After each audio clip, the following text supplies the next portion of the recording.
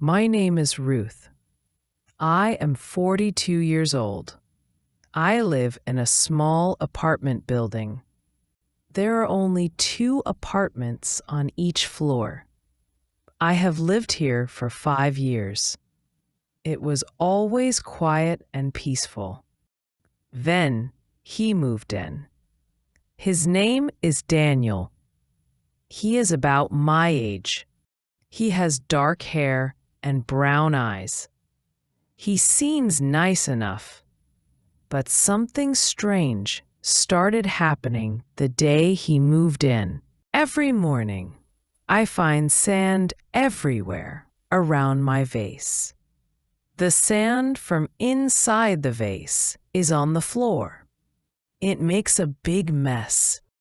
I have to clean it every single day. Sometimes I have to clean it twice a day. This never happened before Daniel came. I put the vase there 3 years ago. It has a small plant inside. The plant sits in sand, not soil. The vase never moved. The sand never fell out. Not once in 3 years. But now it happens every day. I am sure Daniel is doing something to my vase. Maybe he bumps into it when he walks by. Maybe he kicks it when he is angry. I don't know why he would do this, but it started when he arrived. One morning, I decided to talk to him about it. I knocked on his door. He opened it and smiled. Good morning, Ruth. How are you? I need to talk to you about my vase, I said. His smile went away. What about your vase? Every day I find sand all around it. This started when you moved in.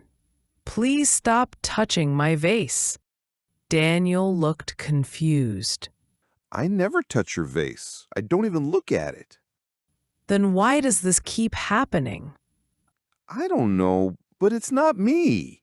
I didn't believe him. Who else could it be? The next day, there was sand everywhere again. I was getting very angry. I decided to do something back to Daniel. If he was going to make my life difficult, I would make his life difficult too. I took some dirt from my plant. I put it in front of his door. Then I waited. An hour later, I heard his door open.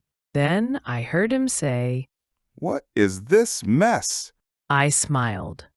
Now he knew how I felt. This became our daily routine. Every morning, I found sand around my vase. Every morning, I put dirt in front of his door. Daniel started doing other things too. He would play music too loud at night. He would slam his door when he came home. I started doing things back. I would vacuum my apartment at 6 in the morning. I would drop heavy books on the floor. We were fighting every day. One day, Daniel knocked on my door. He looked tired and angry.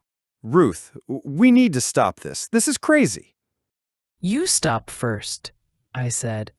Stop messing with my vase. I told you 100 times. I don't touch your vase. Then who does?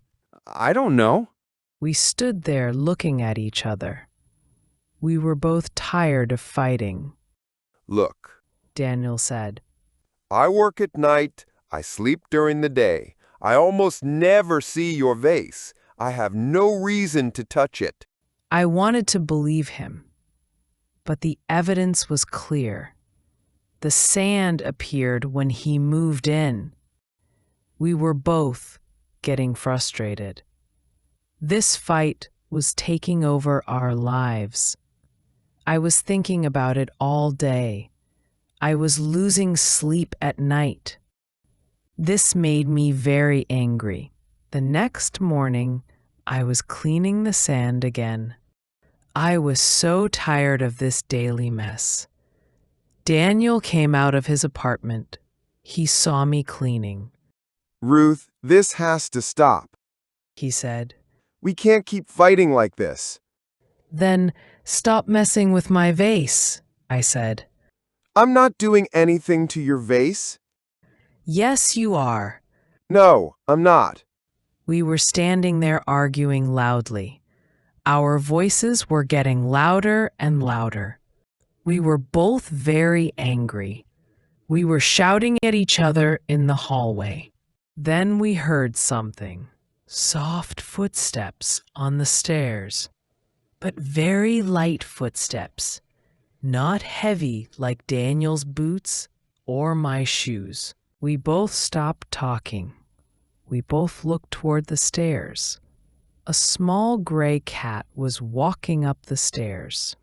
It was skinny and looked hungry. It moved very quietly. The cat looked at us. We looked at the cat. Then the cat walked straight to my vase. It sniffed the plant inside. Daniel and I watched in silence. The cat started digging in the sand with its paws. It pooped there. Sand flew everywhere, all around the vase, all over the floor. Then the cat walked away like nothing happened. Daniel and I stood there with our mouths open. "A cat," I whispered. A cat. Daniel whispered back. We both started laughing. We laughed so hard that tears came to our eyes. It felt good to laugh after weeks of being angry. We both felt very silly. All our fighting was because of a cat. We said sorry to each other for all the mean things we did. We went to the store together. We bought a plastic box and some sand. We put it downstairs where the cat could find it easily. That evening, we ordered pizza and ate together in my apartment. We talked and laughed about our silly fight. You know, Daniel said, I was starting to think you were the meanest person in the world. "I was thinking the same thing about you," I laughed. From that day on, Daniel and I became good friends. We would have coffee together in the mornings. We would cook dinner together sometimes. The cat used the box downstairs. My vase stayed clean. And slowly, Daniel and I started to become more than just friends. We had started as enemies. But sometimes, the best relationships begin in the most unexpected ways. Our cat neighbor had brought us together without even knowing it. 6 months later, Daniel asked me to marry him. I said yes. We still laugh about our silly fight, and we still take care of our gray cat neighbor. We named him Cupid because in a strange way, he brought us together. Have you ever judged someone too soon, like Ruth did? Tell us in the comments. If you liked this story, please like the video, and don't forget to subscribe for more simple English stories.